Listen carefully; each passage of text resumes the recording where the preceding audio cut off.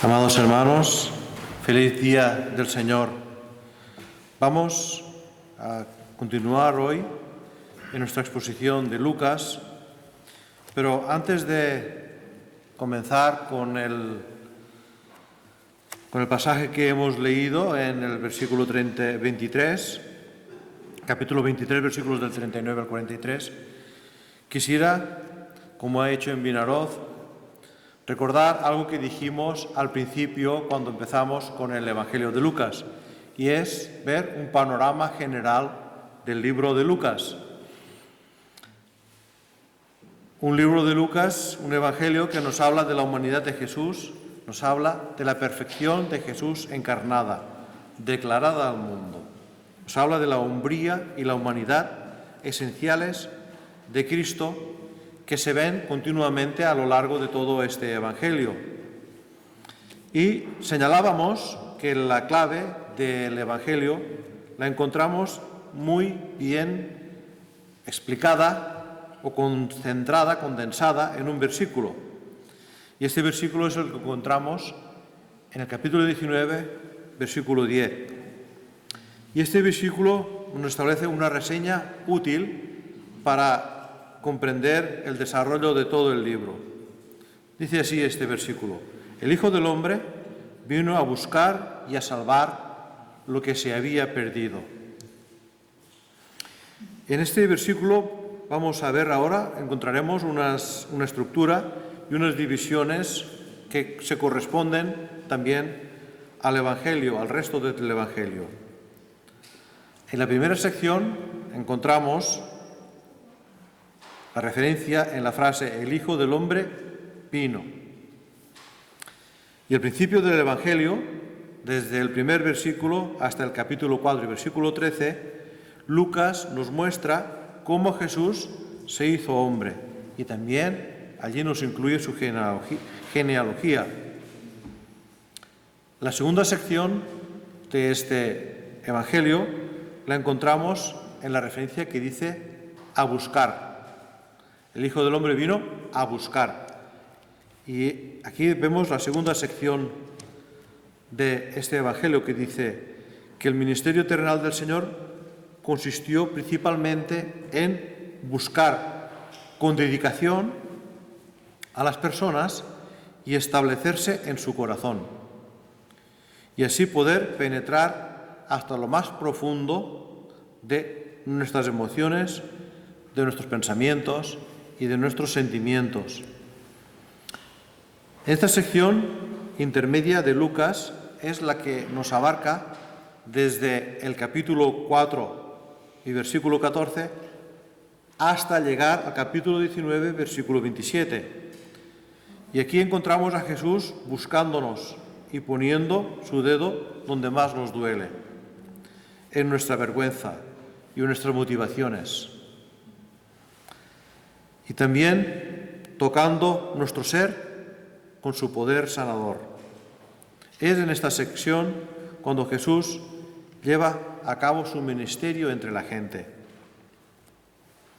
Y esta parte de la búsqueda del Señor termina cuando el Señor llega en su viaje a Jerusalén, donde allí será crucificado, tal como lo leemos en Lucas 9:51, dijo que cuando se cumplió el tiempo en que había de ser recibido arriba, el Señor afirmó su rostro para ir a Jerusalén.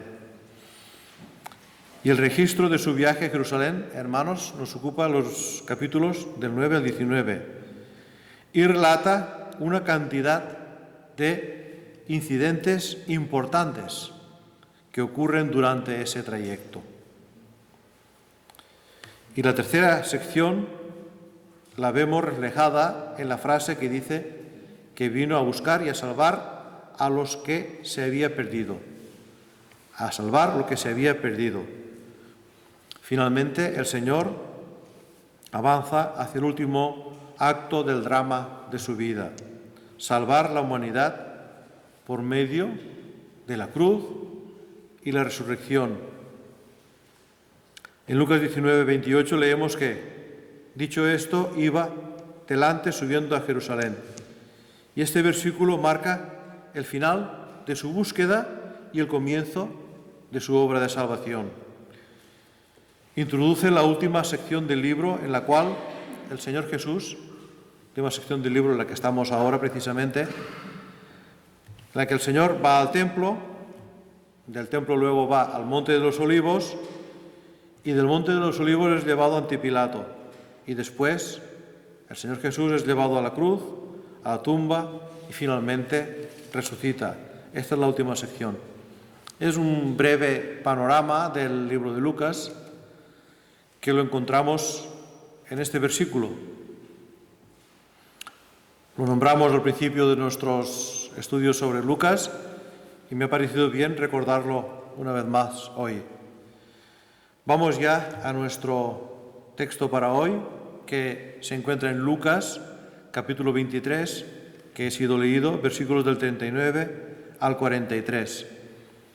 Y es un texto que solo aparece en Lucas. Los demás evangelios no lo tienen.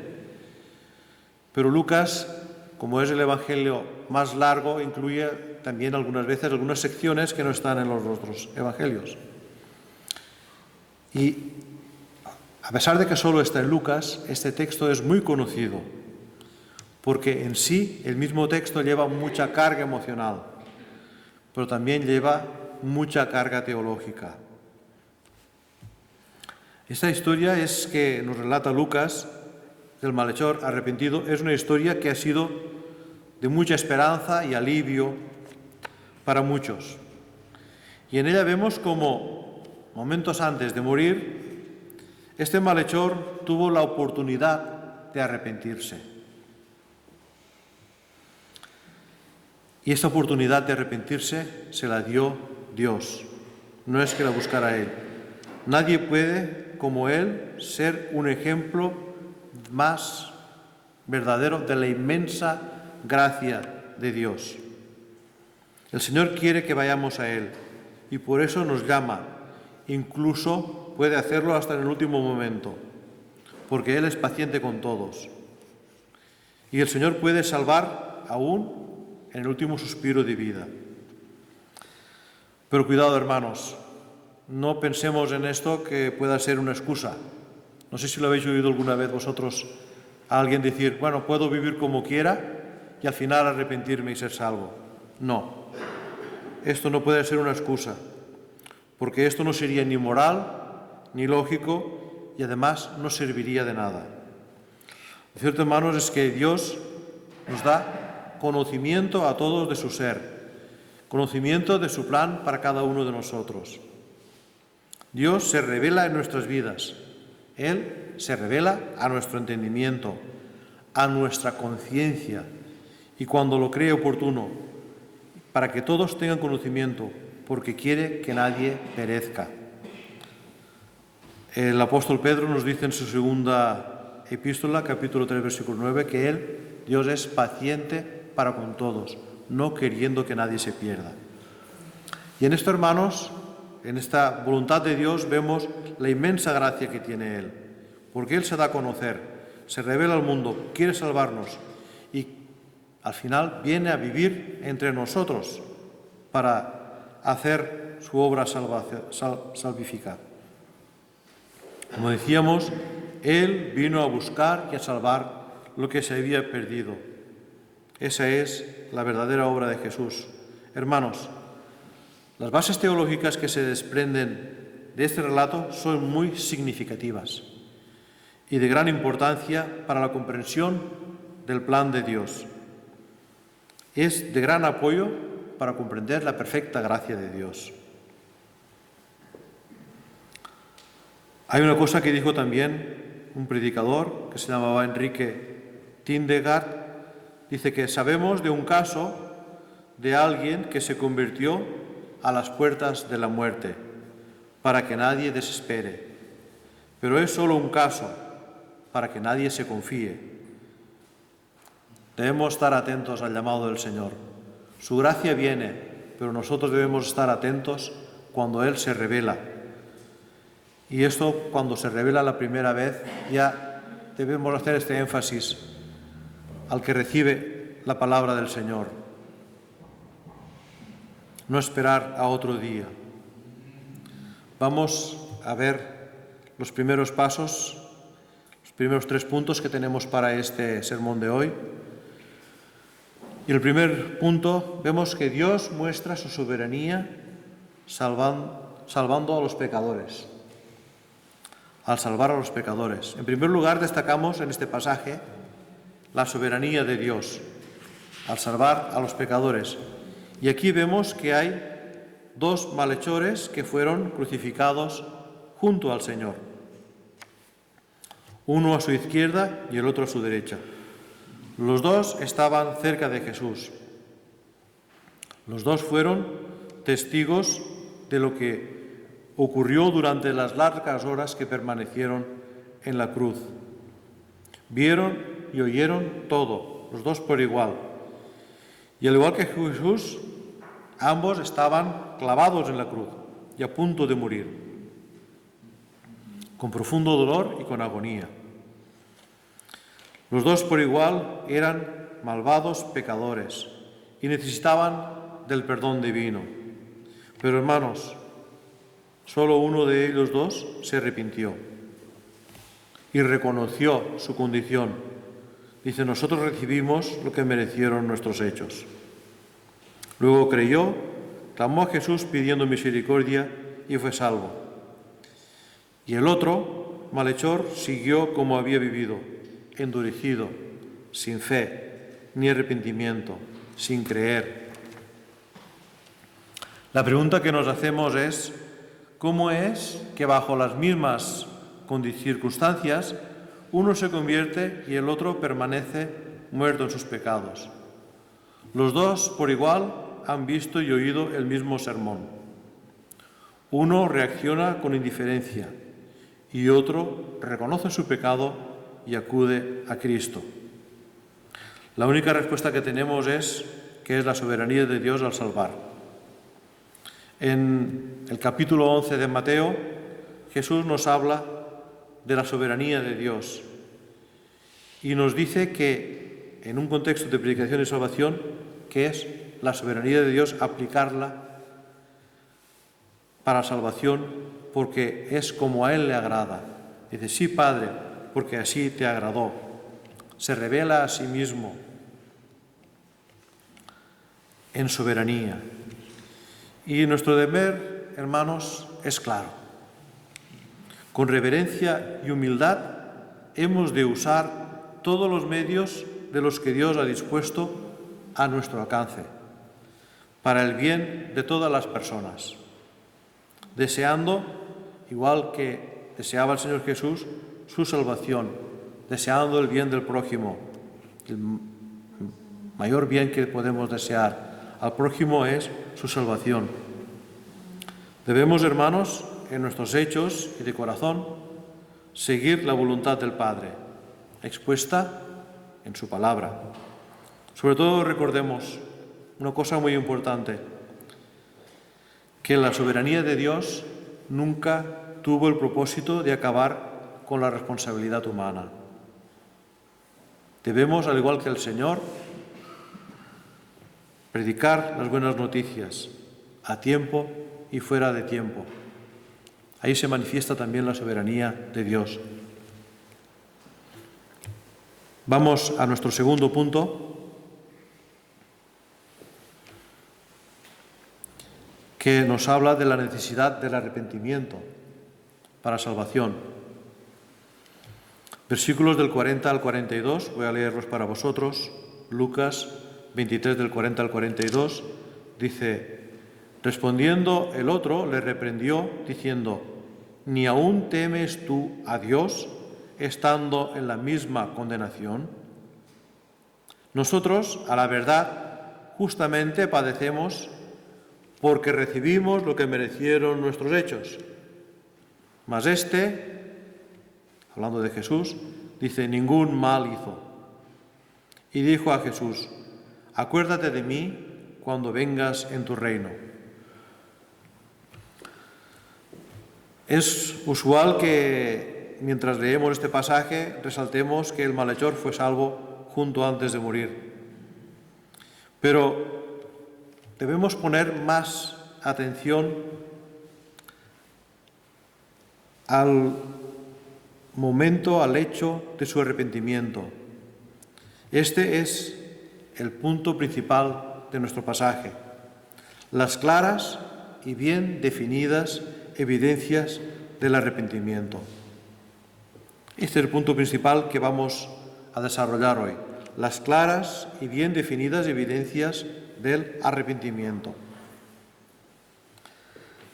Y vemos aquí que el conocimiento de Jesús y su predicación generaron en este malhechor actividades espirituales significativas.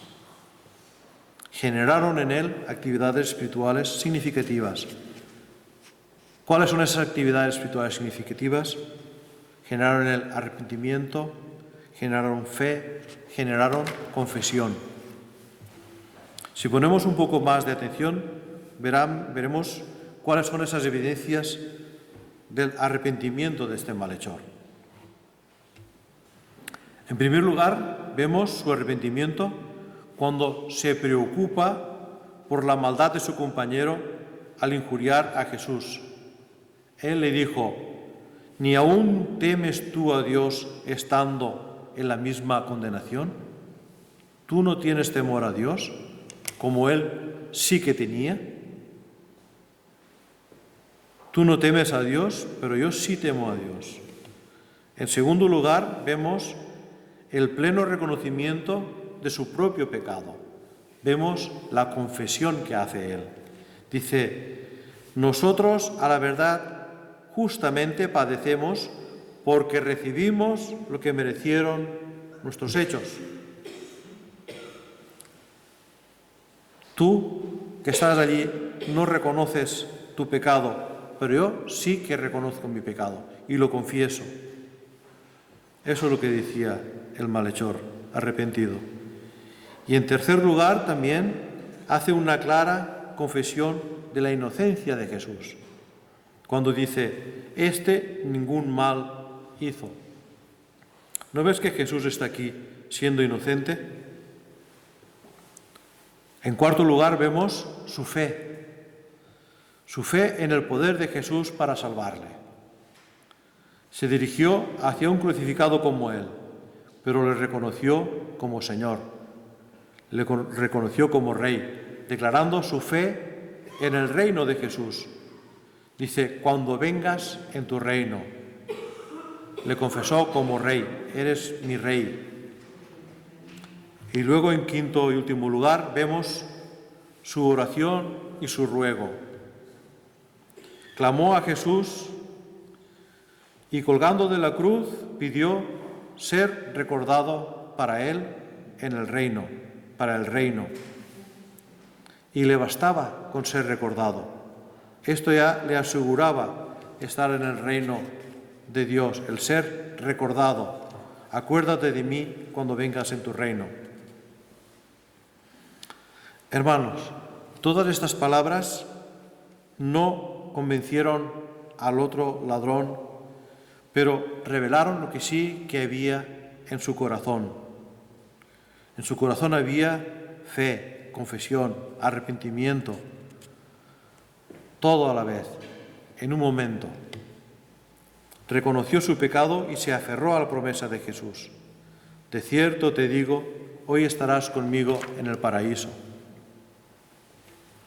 Siguiendo a nuestro tercer punto, vemos el poder de Jesús para salvar pecadores. En este pasaje, hermanos, vemos el inmenso poder de Jesús para salvar pecadores y su firme voluntad de hacerlo. Como dice Hebreos, que Él tiene voluntad para salvar perpetuamente. Hebreos 7:25. Jesús tiene poder y tiene una firme voluntad para salvar. Este es un ejemplo más de su poder, de su voluntad para salvar a los pecadores, no queriendo que ninguno se pierda. Fijaos, hermanos, cuando el ladrón fue salvo, era el momento de mayor debilidad y dolor de Jesús. en el momento más crítico. Y vemos que Jesús, aún en medio de su agonía, oyó la confesión del malhechor y le llevó con él al paraíso. Este malhechor era un pecador, a punto de morir, sin nada en su vida pasada que indicara ninguna cercanía al arrepentimiento, ni nada que pudiera decir algo en su favor. Solo pudo hacer una humilde oración, pero una oración que significaba mucho. Una oración que fue oída y obtuvo misericordia. Esta es una prueba más de que la salvación de Dios es por gracia y no por obras. No puede haber nada con un significado más allá de la gracia del Señor. Y entonces, para los requisitos de la salvación quedan fuera también las ordenanzas, que sí que son medios de gracia. Las ordenanzas son medios de gracia, pero no tienen poder de salvación. El poder de salvación está en Jesús. Las ordenanzas, los medios de gracia que tenemos son para el crecimiento, para la edificación y para la santificación de la Iglesia del Señor. Y estoy hablando de las ordenanzas del bautismo y de la Santa Cena del Señor, que son unos medios de gracia que observamos en la Iglesia, en la asamblea, en comunión de los hermanos, en comunión con el Señor, reconciliados por el sacrificio de Jesús. Por lo tanto, hermanos, solo Jesús tiene poder para salvar. Y solo hay un camino de salvación, que es Jesucristo. Y el que salvó a un pecador en la agonía de la muerte es el que da esperanza hasta el más vil pecador, con tal de que se arrepienta y crea. Y recordamos nuevamente que los medios de gracia, hermanos, se dan en la comunidad de la Iglesia, bajo la autoridad de la palabra, para edificación, para crecimiento, para santificación de los miembros de la Iglesia. Concluyendo ya cómo termina este pasaje, nuestra conclusión, el versículo 43 nos dice: entonces Jesús le dijo, de cierto te digo que hoy estarás conmigo en el paraíso. Las palabras de Jesús son, hermanos, de gran consuelo, no solo al ladrón en la cruz, también para todos los creyentes, porque gracias a estas palabras sabemos que al morir estamos en buenas manos. Al ladrón en la cruz, Jesús le aseguró que en ese mismo día estarían en el paraíso. No hace falta decir que el paraíso es un lugar sumamente agradable. La misma palabra la usamos nosotros habitualmente para describir un lugar agradable que da gozo y felicidad. El gozo de sentirse perdonados por Dios y de gozar de su presencia es algo que ocurre con inmediatez. No existe tal cosa como los católicos dicen un purgatorio. A este ladrón no lo mandó al purgatorio. Y sabemos que no había nada en su vida más que estas últimas afirmaciones que él hizo, de fe, arrepentimiento y confesión. No hay purgatorio. El día que el creyente muere, pasa a estar con el Señor. Y fijaos si es agradable estar con el Señor. Fijaos lo que dice en Pablo a los Filipenses. Filipenses capítulo 1, versículos 21 y 23. Conocido por todos. Dice Pablo, porque para mí el vivir es Cristo y el morir ganancia. Mas si el vivir en la carne resulta para mí en beneficio de la obra, no sé entonces qué escoger, porque de ambas cosas estoy puesto en estrecho. Pero fijaos que dice, teniendo deseo de partir y estar con Cristo, lo cual es muchísimo mejor. Estar en la presencia del Señor es lo mejor que nos puede ocurrir. Y esta es nuestra esperanza, hermanos. Estar con Cristo, lo cual es muchísimo mejor. Y Jesús nos llama a Él. Nos dice en Mateo 11, 28, venid a mí todos los que estáis trabajados y cargados, que os haré descansar. Este pasaje que hemos leído vimos que, aunque las palabras del malhechor arrepentido no convencieron al otro, lo que sí hicieron fue revelar lo que había en su corazón, la transformación, la regeneración que hizo Dios en él. Había arrepentimiento, había fe, confesión. Sus palabras apuntaron directamente al testimonio, a las obras y a la promesa de Jesús. Y hermanos, tengamos presente que lo que hemos visto en este pasaje, cuando una mayoría de los presentes escarnecían e injuriaban a Jesús, aún en estos momentos cuando había una mayoría que lo rechazaba, Jesús tuvo tiempo de salvar a un pecador. Y esto debemos recordarlo nosotros también. Debemos recordar que el Señor actúa aún en los momentos más difíciles. Y debe ser de aliento a nosotros cuando sintamos que nos rechazan por nuestra fe. Porque aún en situaciones difíciles y contrarias, Dios sigue salvando pecadores. Y sobre todo recordemos esto, hermanos, que la soberanía de Dios no quita la responsabilidad del creyente. Por tanto, hagamos como Pedro en Hechos 4:20, cuando respondiendo dijo, no podemos dejar de decir lo que hemos visto y oído. Tenemos el testimonio de la palabra del Señor. Tenemos la experiencia de la obra del Señor en nosotros. Y por eso os invito, hermanos, que no dejemos de decir lo que hemos visto y oído. Amén. Vamos a orar.